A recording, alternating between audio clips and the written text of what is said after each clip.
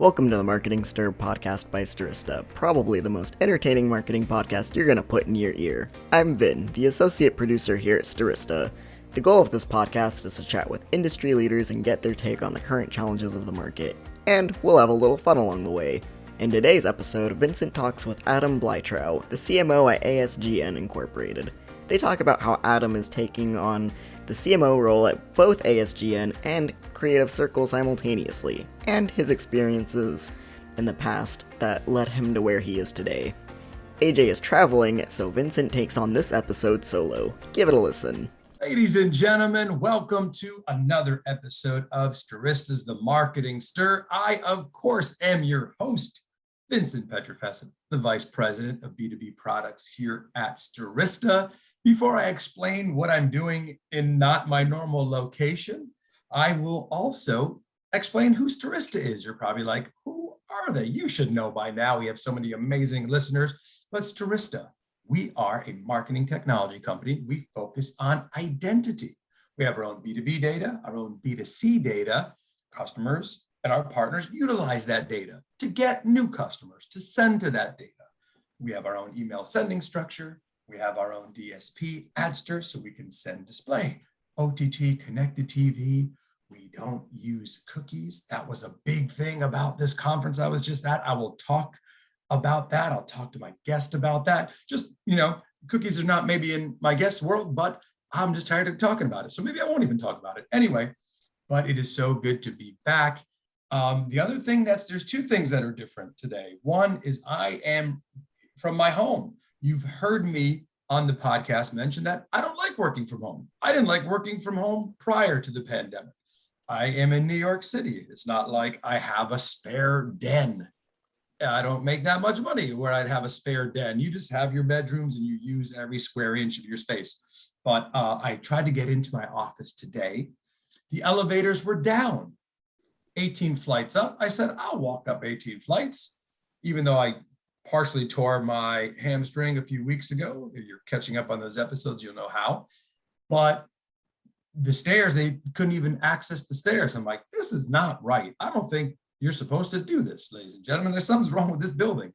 But anyway, I came home and I did not want to miss this podcast. Also, my co-host, ladies and gentlemen, you know Ajay Gupta, my partner in crime, the CEO of Stirista. He's not joining us today. I'm flying solo because he's flying. He's flying back from a board of directors meeting. Look at that, how official. I wasn't invited. Anyway, here we are, but I'm happy to be back with the audience, and I'm happy to be back with this next guest. I say these things a lot on the podcast, right? I say where, a lot of times I get to talk to the guests prior. We just flow. I feel like, it's like those people that you're like, I feel like I've known this person a long time. We just met. I always say that you'll hear, I don't say that for everyone. You listen to the podcast, you'll know I don't say that for everyone. I love all of our guests, but I don't say that for everyone. I say that for this gentleman. He's joining us. Ladies and gentlemen, please, a warm welcome. This is the CMO of two different organizations. We're going to get to that. Very unique, right? We haven't had someone on like that, but let's start with the first organization, CMO of ASGN Incorporated. Please, ladies and gentlemen, a warm welcome for Mr. Adam Bleibtreu. What's going on, Adam? Hey, man. How you doing, Vince? Pleasure to be here. Oh, we're happy to have you, Adam. Thank you for bearing with us because Adam has been awesome in hanging with us. We had to postpone this podcast twice. And for crazy, well, one's not a crazy reason, but one is when I broke my arm, as you listeners are now discovering because we talked about it about a few episodes. And then I got called into a conference. Conferences are back.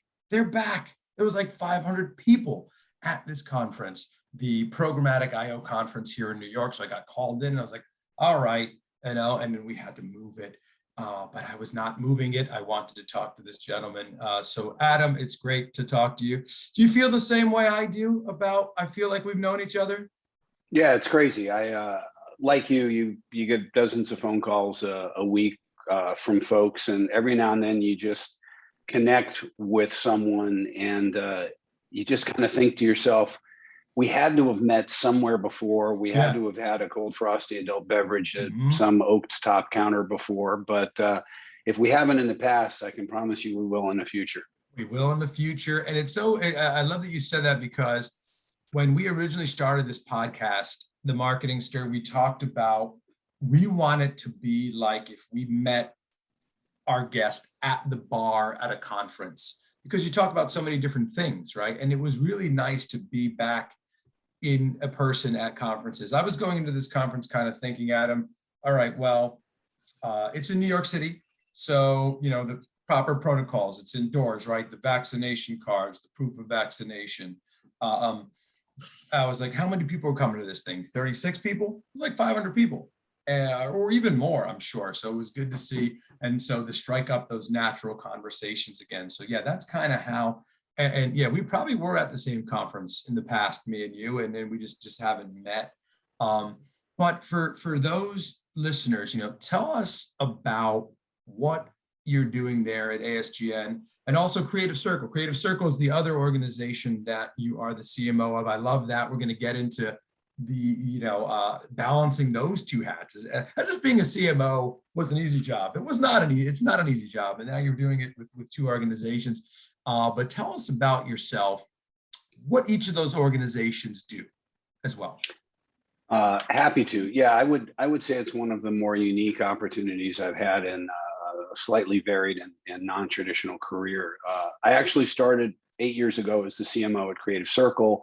It was then, it is now the largest digital creative marketing staffing company in North America. So its primary strength is matching exceptional creative and digital talent with clients that need them.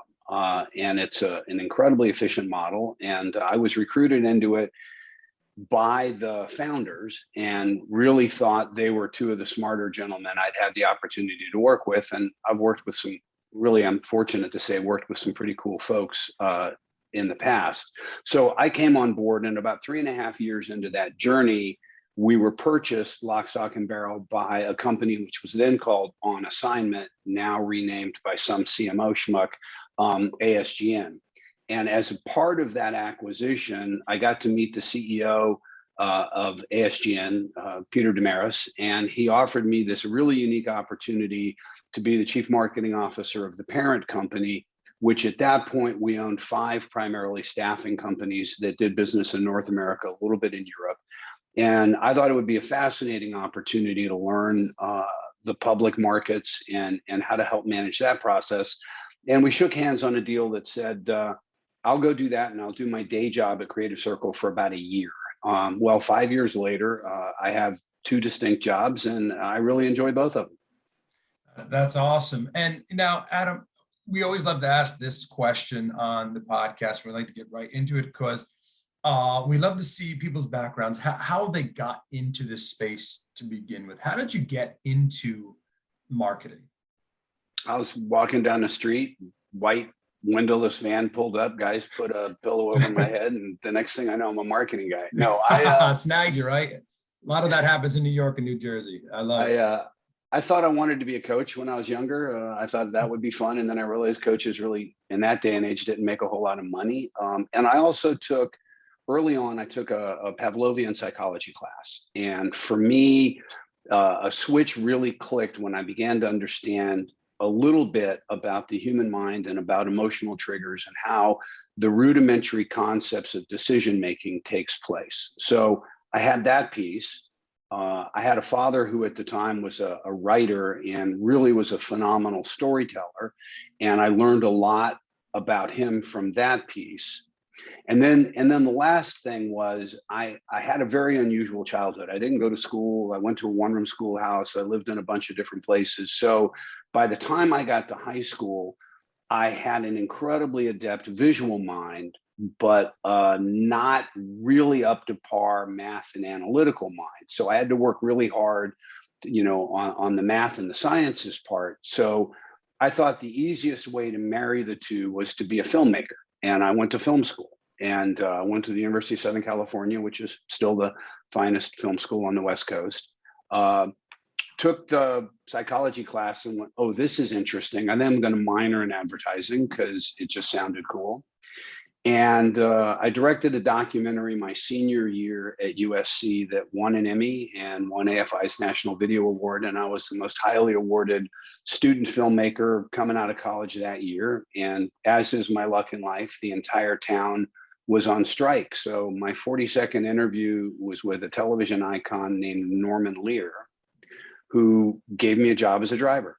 And I quite honestly started at the bottom and worked my way up, first on the TV side, then a pivot or a transition into advertising. Wow. So that's, that's, again, let's take the CMO of two organizations, right? We were talking about, that's the unique part. Our first Emmy Award winner on the podcast. And I love that story. I'm familiar. I'm a big entertainment film buff myself. Norman Lear, that's All in the Family, right? Just to name that, he's all, the sitcom king. He's, I know they honored him a little while back. I saw some honoring him. That's amazing. And then, we do hear a lot of people where there's a love for television, or maybe they went down that route in film, not to the degree that you went into. Also some music fans that we had on the podcast that kind of did that. And then sometimes advertising, that natural kind of, transition. I love hearing that. That's amazing. I should actually bring the Emmy on. That would have been pretty cool. All right.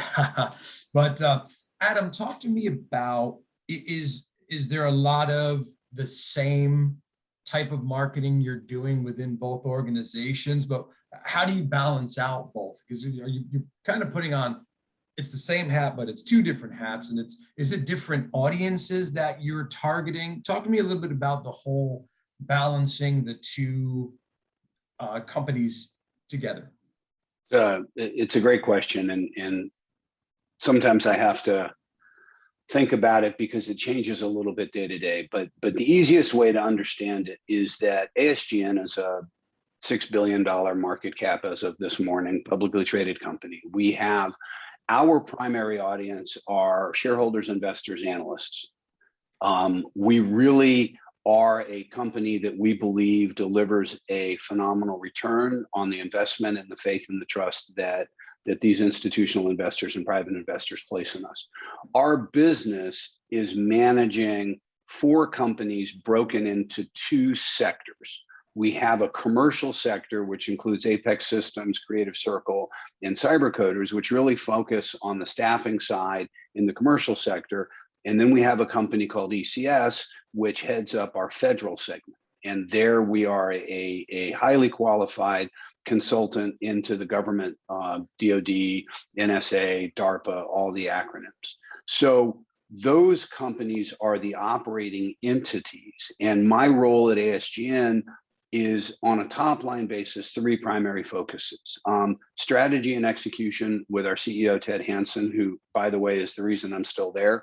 He's phenomenal man to work for, who really understands the concepts that we're trying to put together from a marketing perspective, which I think is rare for CEOs, and particularly some that I've worked for. So a lot of the conversation is around investor relations, analysts, and the strategy. The second part is, over the last 3 years, I've become very involved in the ESG process. So I am responsible now for all environmental social governance reporting, which is a little unusual for some CMOs, but something that I've leaned into and am really enjoying. And then the third piece there is I have oversight over all 4 of our companies. And my role there is to try to make their marketing teams better. And I can say with confidence that over the last 5 years, we've really done a much better job in their day-to-day marketing activities and tactics. Now, on the Creative Circle side, it's a phenomenal team, a very robust team headed up by a woman named Catherine Forbes, who's one of the most proficient tacticians and executional folks I've ever had work for me. And she has built a phenomenal team. So lead generation, client acquisition, all sales support materials, all of the component pieces to the candidate or the contractor acquisition path all digital properties, all fall into her bucket and therefore my bucket, plus strategy, budget development, and then a little bit of M&A and activity.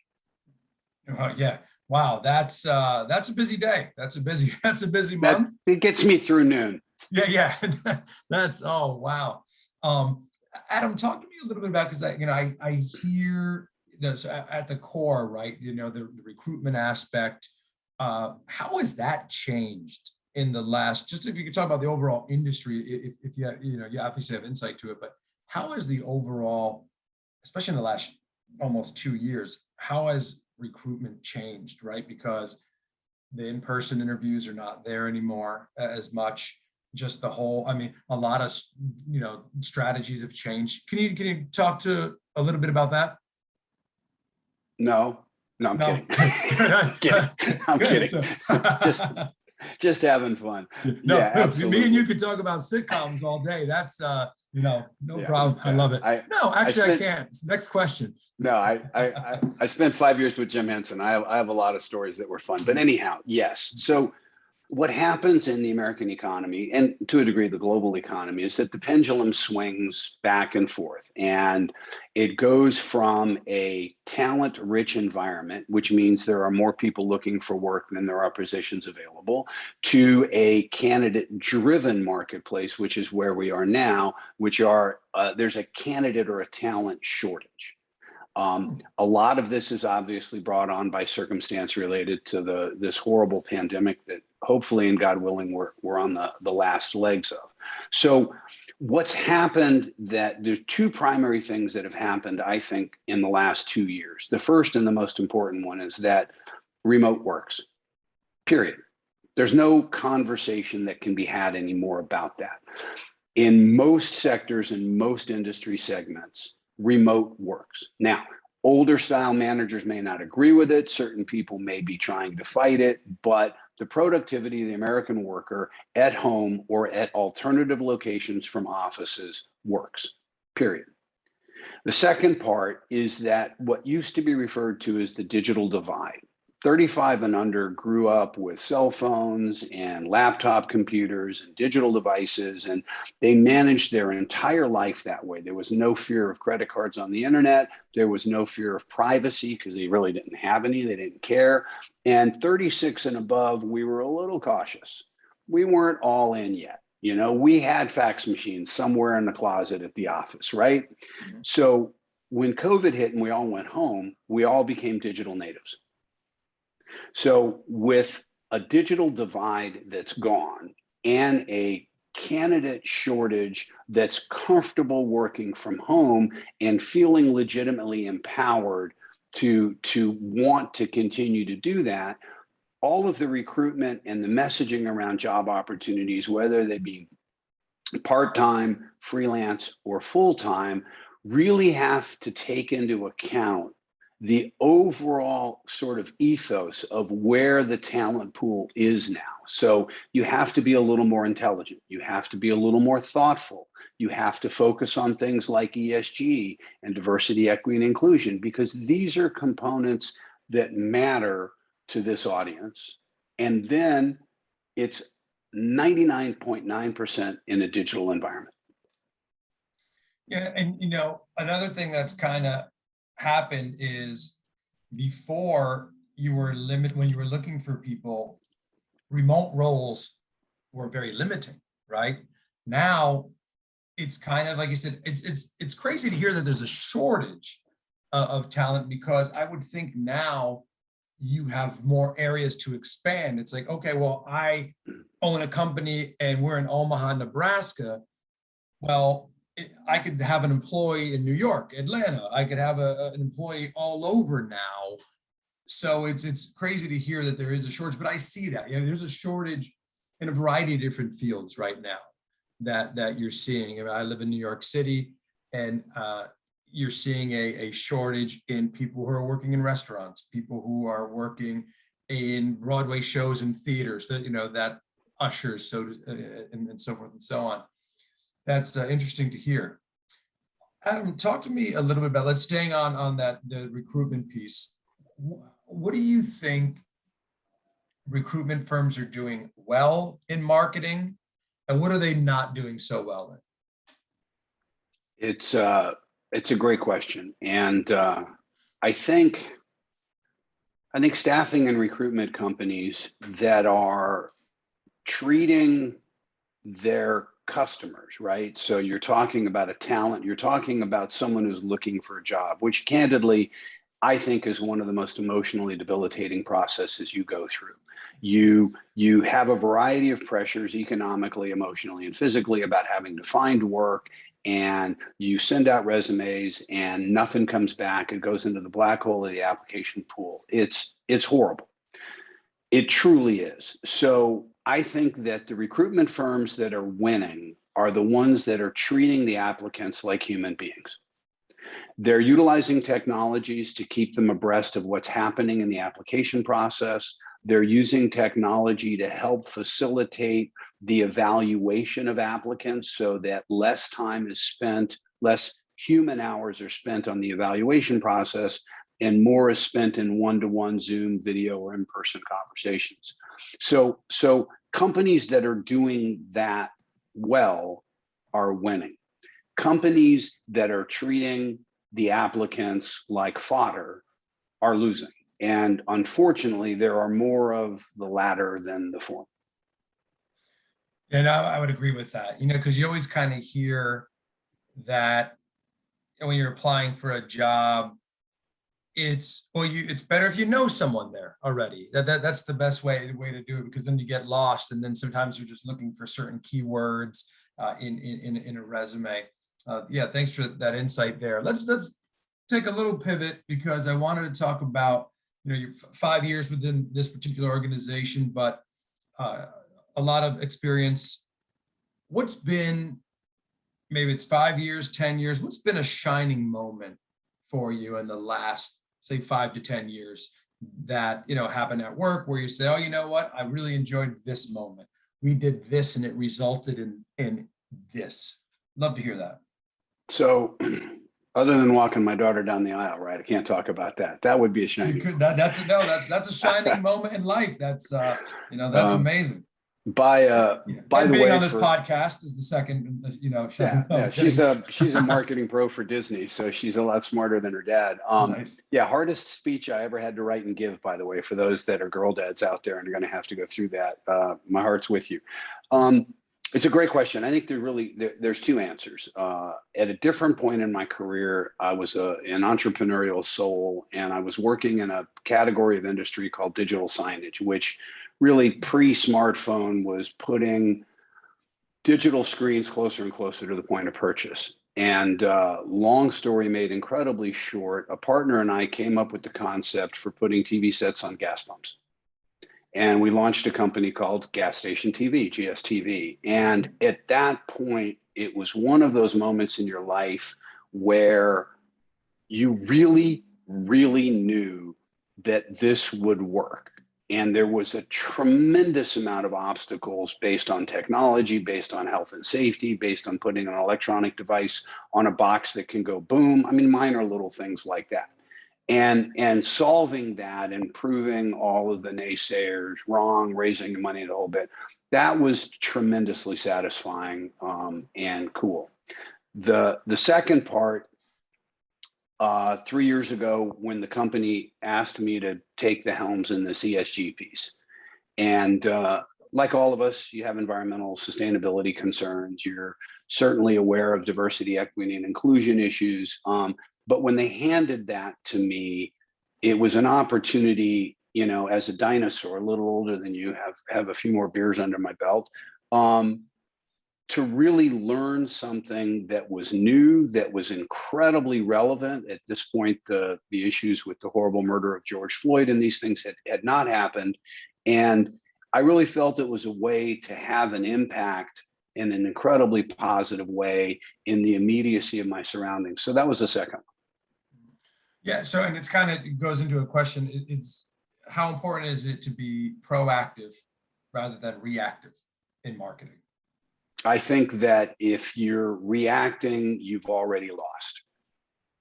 I think that the greatest marketers that I've known, the really strong brands that I've worked with, or more importantly, admired, they pay an incredible amount of attention to their customer, an incredible amount of attention to their customer. And they go through the persona modeling exercise, or however they get there. So you have to be able to anticipate within a high degree of certainty where your customer is going to be 4, 6, 8 months down the road. And you have to be able to deliver to them an experience that matters. And the classic example is Netflix. There isn't anyone under 35 years old listening to this that knows they started as a competitor to Blockbuster, who they've never heard of, delivering DVDs over the mail, right? Because we were too lazy to get our tookuses off the couch and go to Blockbuster, so Netflix mailed them to us. And now they're the #1 streaming service in the universe. But the fascinating thing is, if you think about Netflix, everybody knows Netflix. Everybody's got a favorite show on Netflix. No one has Netflix branded merchandise. That's right. They understand their consumer. They understand their business and their service, and they're really good at delivering that. They're not trying to cob it up with all this other stuff. That's a great example, because you're right. I remember Blockbuster, of course, and I remember Netflix. I did the 2 DVDs at home, and I thought that was game changing, where it was like, okay, to my home, no late fees. That was the thing with Blockbuster. You get 1 late fee, forget it. It was like, $48.13 after Right. 3 days of late fees. And then you always see this on LinkedIn now, where you say, hey, don't give up. Just remember that Netflix started out as DVDs, Right. and they pivoted. And I remember the first time I was like, this isn't going to work. And they put out shows like, it was Orange is the New Black, and they had House of Cards, a few of those. And now look at them, and you're right. You never see, if you have Netflix merchandise, it's because you work there. Right. At this point. Love that example. And staying on game changing, because I love your story, Adam, for a variety of reasons. And the CMO, 2 companies for 5 years. Oftentimes a CMO, that's sometimes a 20-month job at a lot of places, 24-month job at being one CMO, and you're the CMO of 2 companies. But what do you think has been, let's stay with that word, I'm going to say it, game changing, right? What's been game changing for you that has set you apart, you feel, in this career, that you do differently, that you'd love to give advice for other people getting into marketing, other CMOs, that has set you apart? I love that question, and it's challenging to answer. I feel like I got to go find a couch and lay down and talk about my childhood and how my mom was nice to me or not. But the short answer is, I have come to understand later in my career than earlier in my career that I possess something that not a lot of my peer group does, and that is perspective. Because I've had literally 8 different careers in the last 40 years, when problems arise or situations arise, I have the capacity to look at them from a variety of angles. And I always make the analogy to a single sport athlete versus a multi-sport athlete. So kids that start pitching at 8 years old, their elbows are blown out and they're having Tommy John surgery by 16, right? Multi-sport athletes may not have a single specific skill, but good gosh, they're great athletes, and they stay healthy, and they can play football and basketball in high school or whatever. So I've been fortunate to get there. That's not something that a lot of people are going to have the opportunity to do because they're not ADD professionally like I am. So the other side of the coin is you have to be insatiably curious. First and foremost, I read tons of stuff, from National Geographic to Hollywood Reporter, from the Wall Street Journal to the New York Times, you name it. I have a really interesting capacity to ingest information from a variety of sources because I am legitimately curious. The second thing, which took me 25 years to learn, is you don't have to have the answer. Ask for help. Be honest about what you know and you don't know, because people will respect that, offer you help, and give you time to help figure it out, as long as you're moving down the path in the right way. So be curious. Don't be afraid to ask for help. And then, certainly last but not least, hard work will always win. The only thing you can control is your motor. So as long as you're the hardest working person in the room, you don't have to be the smartest. You don't have to be the fastest. Just be the hardest worker. I love that. I love that advice. And all of it resonates with me, but what I love is, and then when I talk to some of my teammates, if they're on calls with clients or prospects, it's okay to not know everything, right? That's what I always say. It's okay. What you say is, look, let me check on that. I don't have the answer to that, but I'm going to follow up and I'll have that to you by tomorrow. Make sure you have it to them by tomorrow. Exactly. Because then that's, you're establishing your credibility. But I love hearing that. Adam, what do you think is, I know these are like big questions, right? These are, if we had a couch, we'd be laying down, but the most important marketing tool that you think that you've used, or there is, or maybe it's not even an actual software or program, but it's just something that one must possess. You kind of hit on it there a little bit, but it could be marketing tool, a software, it could be a role within the organization that you must have. It could just be something intangible. Talk to me about it. Love that question. As technology has changed, right? So we went from guys with sandwich boards and billboards, which was the earliest form of most people accepted advertising in North America, to 6,432 emails spamming us since we've actually been talking. What hasn't changed really ever in our last 2 or 3 generations are the emotional triggers associated with decision making. The volume of information we consume is massive. The choices we have in front of us are substantial, but the emotional triggers that are really the differentiators between purchasing and shopping. And I use those terms broadly because they can be related to decision makings from a date to a beer type to an IPA, or to substantive issues that are really helping guide your company. So if you understand that the emotional triggers really haven't changed, then your next job is to get out of your head. And most importantly, get out of your team's head and the chain of leadership's head, because everybody comes to marketing and advertising with an opinion that they know what's right. Get out of that mindset by creating an incredibly detailed persona of your key consumer, your target. Call them Jim, call them Jennifer, how old they are, how many kids do they have, what kind of car do they drive, what zip code do they live in, how much do they make, what are their concerns in life. And then as you create these campaigns to impact their emotional decision-making, ask them the question. Don't ask your boss, don't ask your peer, don't ask someone that works for you. Get them all into a room and say, Jim is going to be the decision maker, or Jennifer is going to be the decision maker. So by concentrating on the emotional components of decision making and focusing solely on your key customer, you are more likely than not going to consistently make the right choices. And it kind of goes right into a question I had about personalization, right? Because you're really getting to know your customer, and we see that a lot on the business to consumer side.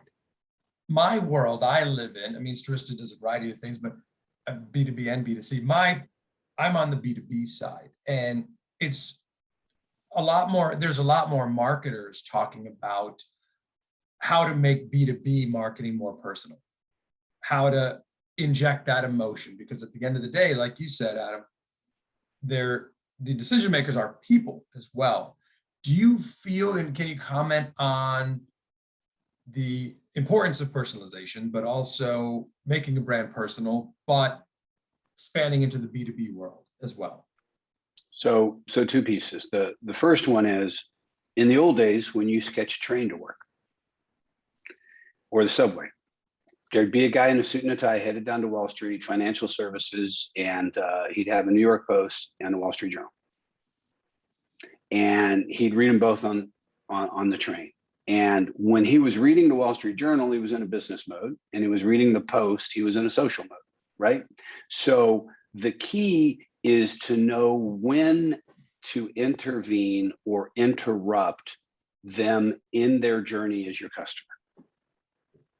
You have to know when their mind is going to shift and be receptive to the kind of messaging that you're going to put in front of them. You cannot assume that because it's cheaper to buy a CPM rate at this hour, or because there are a phenomenal number of those people online at this time period, that that's the right point within which to reach them. The second part is, before they open your email and order a crud ton of your product and fall in love with your brand, they have to open the email. So you have to treat them with authenticity and respect, because they're smarter than you. They know their business. Never assume that you know their business. Know and assume that you're a subject matter expert to help their business improve. I love that. Yeah, never assume their business. Never assume budget, right? Never assume what's expensive to one person may not be expensive to another. I love that. Let's switch gears, because I want to get to know you a little more personally, right? I want my audience to know you more personally. But let's first start with a signature question that every single guest, I feel like James Lipton right now. We ask everyone a LinkedIn question. So LinkedIn is becoming even more popular nowadays, right? Because of a way to prospect. There's conferences just coming back, right? A lot of those face-to-face. Someone of your title, Adam, is constantly probably getting reached out to. What is a LinkedIn message that resonates with you and gets your attention? And then my favorite piece is, what's a LinkedIn message that you hate and you don't want people to keep doing anymore? I'm a sucker for sarcasm and humor. So Same. You know, and I know that you're trying to get me to respond to something. So be honest about it. Have a sense of humor about it. You know, the messages that come to me that either have a little sense of personality to it or a sense of humor about it, I pay attention to. In fact, I'm actually known for sending salespeople back emails going, dude, I absolutely loved your email. I'm not a target. I'm not somebody that's going to buy your service, but just marketing professional to marketing professional. I totally dug your message. I think you're on the right track. On the other hand, if you try to tell me my business, if you insult my intelligence, if you misspell my name or use someone else, right? All of those things, I'm like, no, you're dead to me. Yeah, I love it. Sarcasm always gets me, because I think of myself as a sarcastic person, a funny New Yorker. And the credit, and also because of my sales background, right? Where I've done sales before, and I get it. People have a job to do, but little things, right? The other day, someone called me VicNet, VICNET. And Adam is not a tough one. Vincent's not a tough one. Our last names are, so if you're going to include our last names, you better get that right. But right. Yeah, I'll even respond and say, hey, I'm not interested, and I know that a no is better than a unresponsive message or even a maybe, right? So I love that. Also, flattery gets me. Tell me, so when sometimes now, and this is a message out there to the PR agencies doing your job, doing a great job, who are reaching out to get their guests onto the podcast, which we rarely do, but keep them coming. But say you like the podcast first. Opening sentence, I'm a fan of the podcast. That gets my attention, as opposed to get my 6 clients on who want to just talk about their company. Anyway, I'm going on a rant here, Adam. I'm getting, but you brought up something. Rants are good. Rants are good. Rants are good. Tell me about yourself personally. Where are you calling in from? I know you're not on that beautiful landscape there, but tell me about where you're from originally, where you live now. What are some of your interests? I'm calling in from lovely downtown Santa Monica in California, where it's 72 and sunny 340 days a year. So bring the hate on, it's okay. I was born in New York, so I am a true native New Yorker. New York Hospital. I knew that even if you didn't say it. I was going to ask. I said I knew that. I love New York. My sister still lives there, but I am a complete wuss, and my blood thinned, and I'm done. I'm staying where it's warmer. I moved 17 times between ages 2 and 16, so I grew up all over the United States and spent a little time in South America. My dad was a stockbroker, became a writer, dropped out, and became a leader in the personal awareness movement. So very sort of interesting childhood. I moved out when I was 16 and as a sophomore in high school, and really had lived alone until I got married to an amazing woman 33 years ago. I moved to LA to go to college, and I stayed because it's 72 and sunny 340 days a year. That's amazing. Yeah, for me, and I talk to people and former New Yorkers, and I knew that about you, even if you didn't say it. I'm like, nah, there's something about Adam. I know you must be a New Yorker. And for me, I would miss the holidays for the cold weather. I don't know. I mean, maybe you're like, well, you just haven't tried it, man. But I haven't done I don't know if I could do Christmas time or the holiday time or Thanksgiving when it's 80 degrees. I don't know. I don't know if I could do it. That's what I would miss. It only takes one. I know. Yeah. Because I always talk to my wife. My wife used to go away to like tropical destinations as a kid for Christmas. I was like, wait, really? No. I was like, I need to have a coat on. That's just me. Well, she says, well, you just try it once and you'll see. I'm not disagreeing. My wife and I went to Chicago over last weekend in the early part of the week to visit our daughter and son-in-law who are now living there. And it was cold and blustery and rainy. And I went, this is great. For 4 days, I got fall. I got the coat, I got the scarf, I'm all good. And now it's shorts weather out here, and I'm okay with that. Yeah, well, Chicago is one of those. I can't do Chicago. Yeah, I love visiting, but you're right.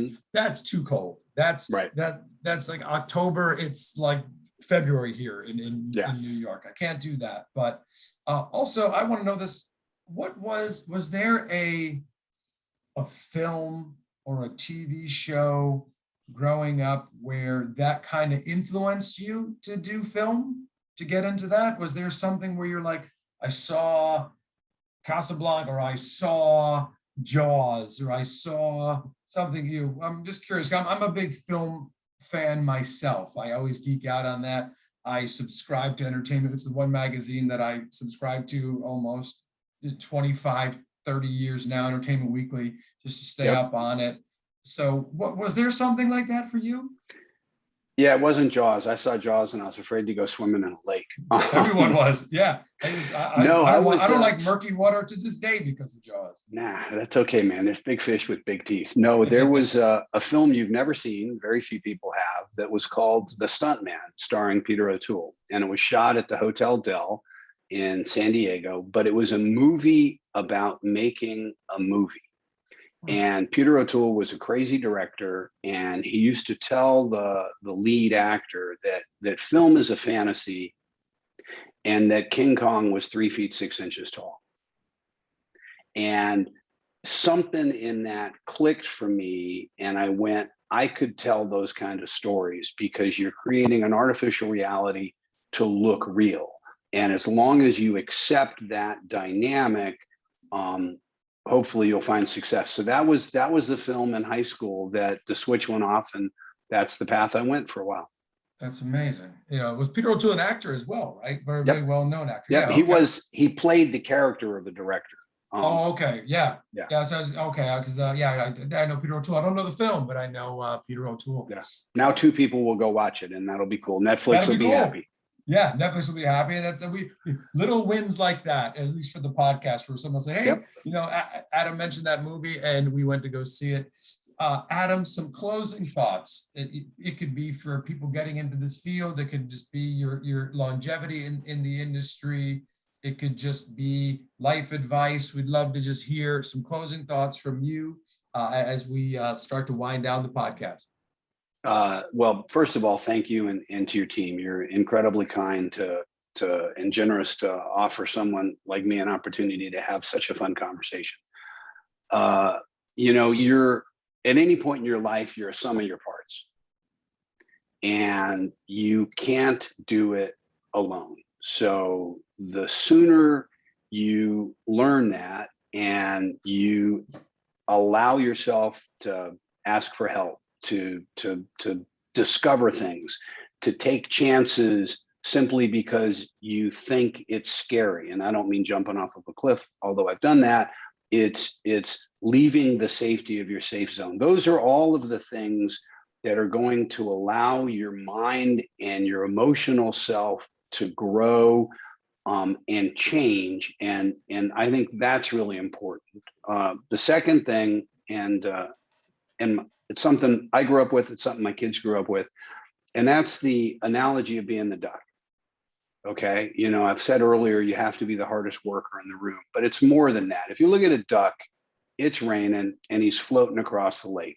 Water's just pouring off of him and he looks effortless gliding across there. Beautiful duck, but under the water, he's paddling like hell, right? So if you're going to be the hardest worker in the room, don't let people know it. Don't promote how hard you're working, how tired you are. Nobody cares. Be the person that delivers, be the person that's early for meetings, be the person that shows respect, but most importantly, be the duck. Have what you do look effortless as you deliver above what's required of you. And then the last thing is really, and it took me a long time to figure this out, but it's okay not to know the answer. However, it's critically important, as you said earlier, it's critically important that you have the capacity to find the answer and then deliver it. You have to close the loop. I love that. I love that analogy to the duck. You'd never kind of think about that. It's really breaking it down in a way that everyone could understand.